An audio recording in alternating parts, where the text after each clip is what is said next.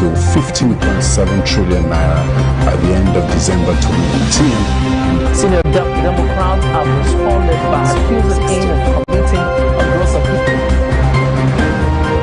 The All Progressives Congress has vowed to punish the Ogun State Governor, Ibikunle Amosu.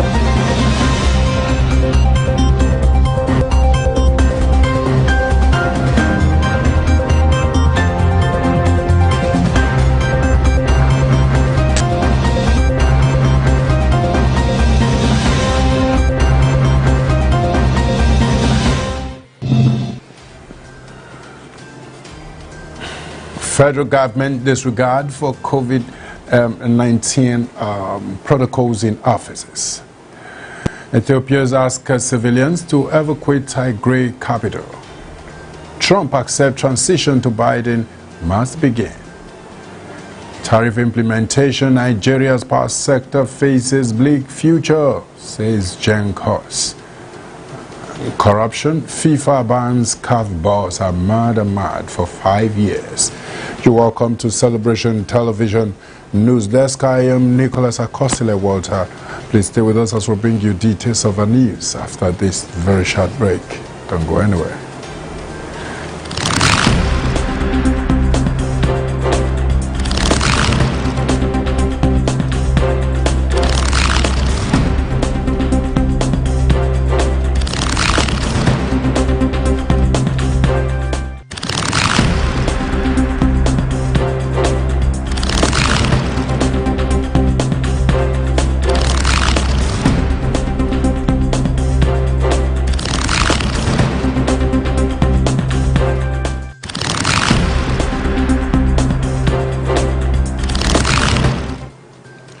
You're welcome back. Now the news in details. Federal government laments disregard for COVID-19 protocols in offices. The federal government raised concerns over flagrant disregard for the established COVID-19 protocols in government offices in Nigeria. It directed all permanent secretaries to enforce the recommended measures to prevent the spread of the virus. The directive was contained in a circular by the head of the Civil Service of the Federation, Dr. Folashade Yemiesan, dated November 23, 2020. Yemiesan said government workers and visitors had been wearing face masks as recommended. She also noted that instructions on physical distances and regular washing of hands were being disregarded. The circular read that it had actually been observed that some officers and visitors to their offices exhibits flagrant disregard to the established COVID-19 protocols by not wearing face masks and failing to abide by other required regulations. Consequent upon the above, permanent secretaries should deepen and sustain awareness as well as ensure enforcement of other recommended measures to prevent the spread of the spread of the pandemic as contained in the COVID-19 guidelines. The guidelines can be accessed on the website of the Office of the Head of Civil Service of the Federation. Moving forward quickly, our federal government threatens sanction as 39,070 travelers shun coronavirus test.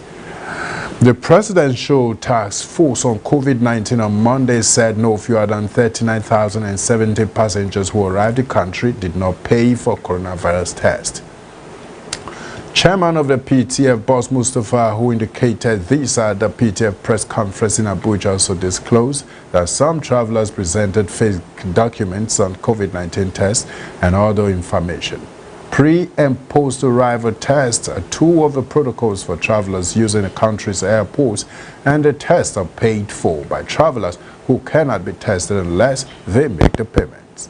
But on Monday, Mustafa said some of those who paid for post-arrival tests had failed to show up for the test. Mustafa, who is also Secretary to the Government of the Federation, said the PTF had been evaluating the compliance of Nigerians with protocols for testing by inbound and outbound travelers. He also said it has been discovered some of the travelers have indulged in presenting fake documents. Some that have paid for post-arrival testing have failed to show up for the test. The statistics show that as of November 9th, the total number of bookings was 91,522. Total number of passengers exempted as diplomats and some others, 5,470, that's 6%. Children, 1,248, that's 1.36%. Diplomats, 3,392, that's 3.7%. And evacuees, 830, that is 0.9%. The SGF also said why the total passengers expected to pay were 86,052, that's 94%. Those that paid were 46,982, that's 54.6%. And those that had not paid were 39,070, which is 45.45%. Quickly, in another new development, we'll have NMA, NBA decry breakdown of security in Edo State.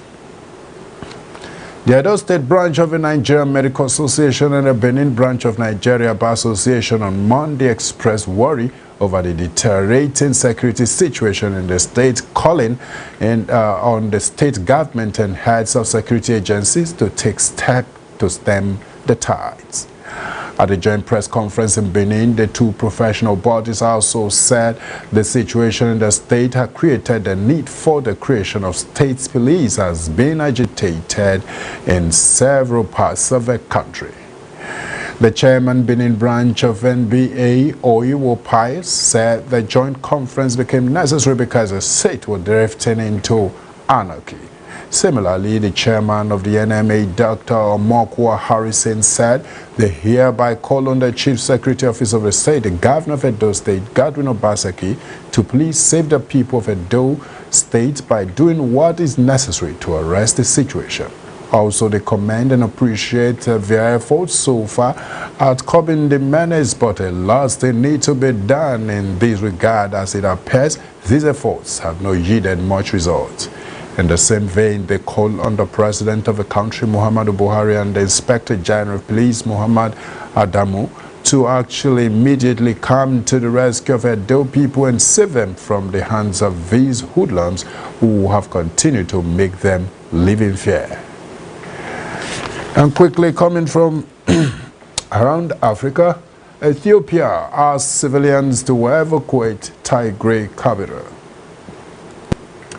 A government spokesperson in Addis Ababa has called on residents in Tigray's capital, Mekelle, to leave the city or work with the government to defeat opposition forces. Redwan Hussein said time was running out ahead of a deadline for Tigray People's Liberation Front TPLF troops who control the mountainous region to surrender by Wednesday.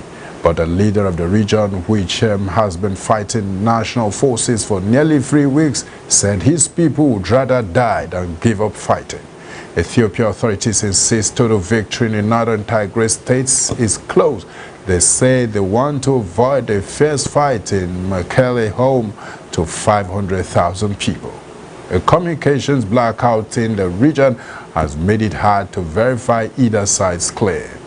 The government said it's considering opening channels for mediation with Tigray in the coming days, but only with pressure groups or others and not the TPLF leadership, which it calls a gang of criminals. Still from around Africa, quickly, South Africa investigates matrix exams leak. South Africa's Department of Basic Education is investigating matrix exams leak, promising their consequences. The examinations began on Monday and 2 papers leaked, prompting the department to convene a meeting in the afternoon. The investigations are at an advanced stage, and details on the progress of a probe will be made public at the right time, while areas of possible weaknesses have been identified. The department condemned those trying to undermine the integrity of exams and asked students to pursue honesty. Education Minister Angie Moshega said they want to reassure the public that they are hard at work to ensure that they protect the examinations. The Hawks Police Unit have actually been helpful in working with them, and there are encouraging developments coming from their sides as well. We're going to short break quickly. When we'll come back, we'll bring you updates from United States of America. Let's see how Trump accepts transition to Biden. The wait is over. You can now connect to Celebration TV's official website, www.mycelebrationtv.com. Specially designed for your satisfaction, you get to access a lineup of inclusive contents and programs of Celebration TV. Get the latest updates and news stories from our news desk. Be kept abreast on infos about all outreaches and events of the Resurrection Apostle Johnson and Dr. Lizzie Suleiman. Watch Celebration TV on the go via our 24/7 live streaming service. With all these and more, we make your partnership with us as we take the gospel around the world way easier with just a click. Hurry now. Visit www.mycelebrationtv.com.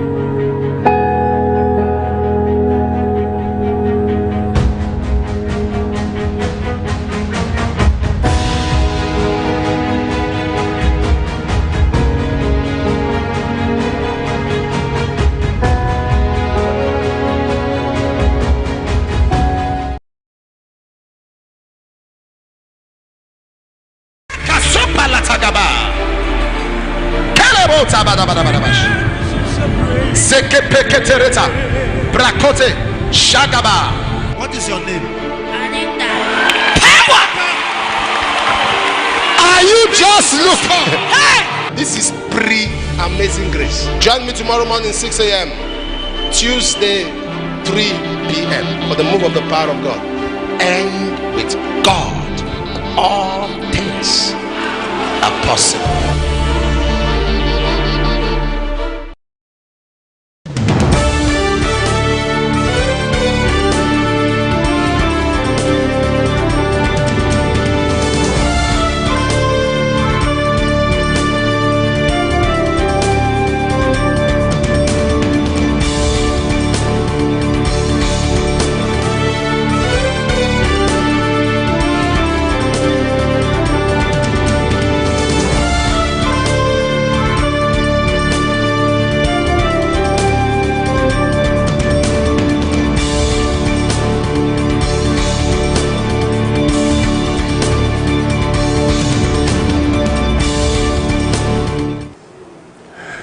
You're welcome back. Now, updates from United States of America.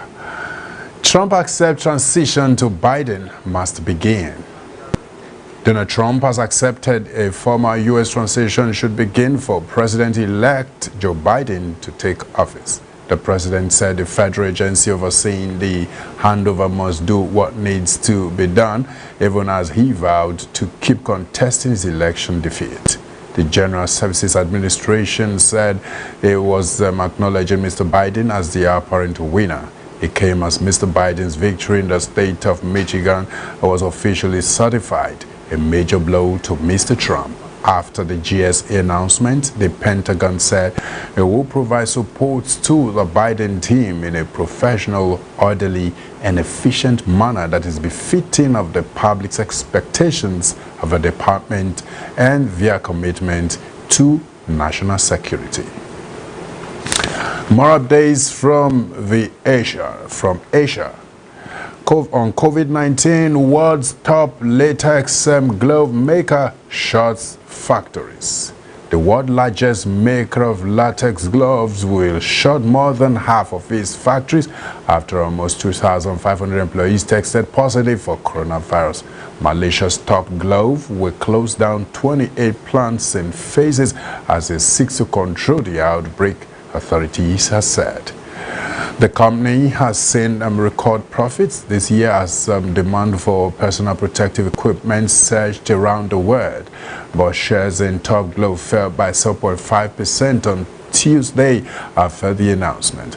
Malaysia's health ministry has reported a sharp rise in cases in areas where Top Glove factories and dormitories are located. Nearly 5,800 workers have been screened so far, with 2,453 testing positive. Top Glove operates 41 factories in Malaysia, where many of its workers coming from Nepal and living in crowded dormitory complexes. Top Glove has actually been in the spotlight for its working conditions in recent months. Quickly, on business news, tariff implementation, Nigeria's power sector faces bleak future, says GENCOS.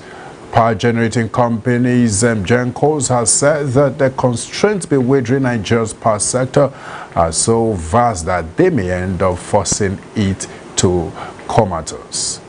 The GENCOS reaction is coming against the backdrop of the recent implementation of a service reflective tariff SRT as approved by the Nigerian Electricity Regulatory Commission (NEC). The 11 electricity distribution companies DISCOs had on November 1st, 2020 commenced the implementation of the revised SRT after halting the process in September 2020 due to labor actions amongst others. The revision was further to the consultative review meeting held between the federal government, labor unions and other stakeholders following concerns raised about the basis of the multi-year tariff order, INT'L 2020 SRT tariffs, which were earlier planned to be implemented from 1st September 2020. The chairman of NEC, Professor James Momo, has said that the recent successful implementation of a new electricity tariff regime would not only attract more investments to the power sector, it would enable existing investors to recoup their investments. And quickly, still on business news, we have marginal oil feeds output dips to 1.52 MB.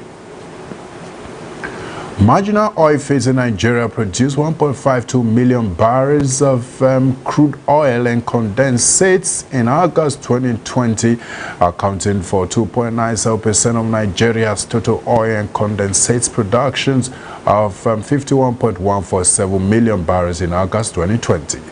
Marginal oil fields were created exclusively to drive indigenous participation in the nation's upstream oil industry.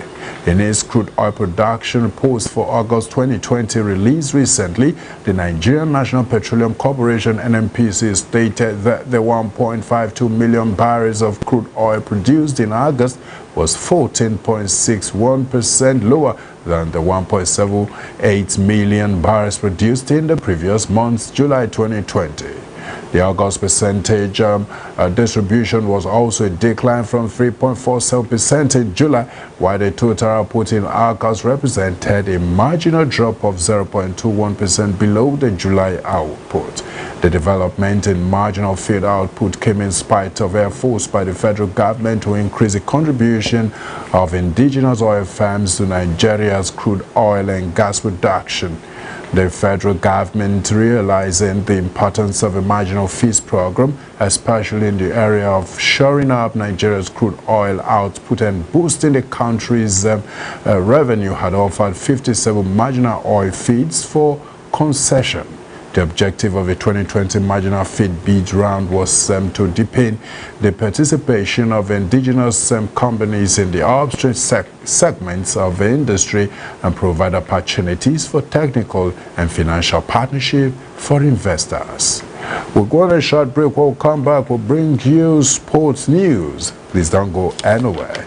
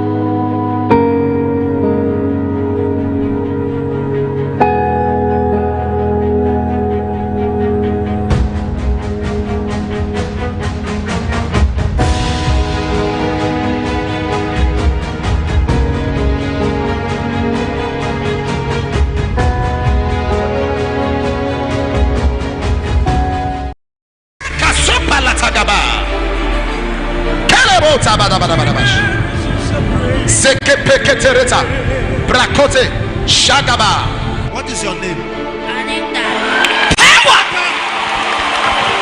Are you just looking? Hey! This is pre-amazing grace. Join me tomorrow morning 6 a.m. Tuesday 3 p.m. for the move of the power of God. And with God, all things are possible.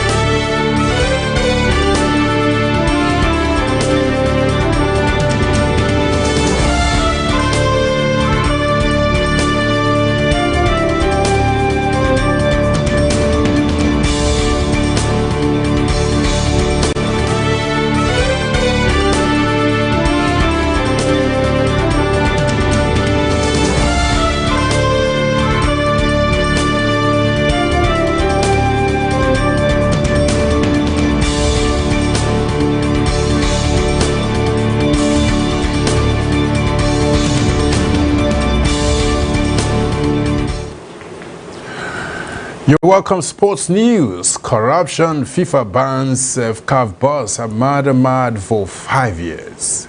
Football governing body FIFA has placed a 5-year ban on the Confederation of African Football CAF boss Mr. Ahmad from all football-related activity on grounds of corruption.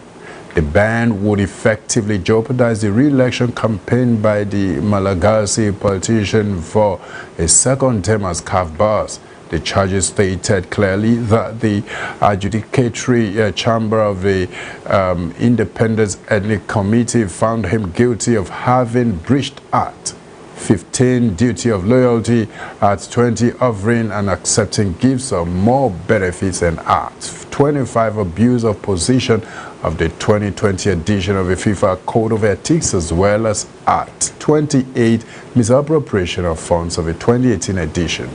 The investigation into Mr. Ahmad's conduct in his position as CAF president during the period from 2017 to 2019 concerned various CAF-related governance issues, including the organization and financing of an Umrah pilgrimage to Mecca, his involvement in CAF's dealings with the sports equipment company Tactical Steel, and other activities. In his decision following an extensive hearing, the adjudicatory chamber ruled that based on information gathered by the investigatory chamber, Mr. Ahmad had breached his duty of loyalty, offered gifts and other benefits, mismanaged funds, and abused his position as the CAF president pursuant to the FIFA Code of Ethics. In another sports news, the Tigers arrive Rwanda and undergo COVID-19 test. Players of the Tigers are set to undergo a compulsory 24-hour self-isolation after their arrival in Kigali, Rwanda, the venue of the 2021 for basket qualifiers. The players arrived in Kigali late Monday night and were administered COVID-19 tests with the results yet to be released. The qualifiers are scheduled to hold between November 25th to 29th, with the Nigerian team built to face South Sudan in their opening game on Thursday. The isolation period is set back for the team that has less than 2 days to prepare for the competition. The teams are yet to train together, having arrived from their different bases for the close camp in Kigali. Head coach of the team, Mike Brown, had arrived at the venue of the competition on Saturday together with his assistant, John Cuesta, with the leader of the delegation and vice president of the Nigerian Basketball Federation, Babs Ogunade, arriving on Friday. The players will go through the very strict Rwanda COVID-19 protocols, thereafter go straight into 24-hour self-isolation. There are high hopes that the results come out early to help the team practice, as Nigeria will face South Sudan, Rwanda and Mali in Group D. Other countries already in Kigali for the AfroBasket qualifiers are Angola, Central African Republic, Mozambique, Tunisia, Senegal and Kenya. The Tigers' opponents in the qualifiers and host Rwanda continue their preparation for the tournament with a 96-65 comprehensive win over Mozambique on Sunday. We have come to the end of the news on Celebration Television News Desk, and right here is the news headline recap. Federal government laments disregard for COVID-19 protocols in offices. Ethiopia asks civilians to evacuate Tigray capital. Trump accepts transition to Biden must begin. Tariff implementation, Nigeria's power sector faces bleak future, says Genkos. And on football, on sports, corruption, FIFA bans CAF boss Ahmad for 5 years. Quickly, we have photo of the day. Do you even hear the words they say? And why is it that everyone wants it their own way? That's a big question. You can as well drop your comment on our social media platform on Facebook, Celebration TV, Instagram, My Celebration TV, Twitter at My Celebration TV, YouTube, Celebration TV. Always remember that the continual transformation of our society is a collective responsibility of all. No matter the office you hold as a nation's president, a thought leader, an opinion builder, a character builder, a professional, or as a person pursuing passion, you have a duty to give your all to making this society a better place for us and the generations to come. Play your part today and do it with all diligence. Thanks once again for staying with us on our news desk. I remain Nicholas Akosile Walter. Thank you once again.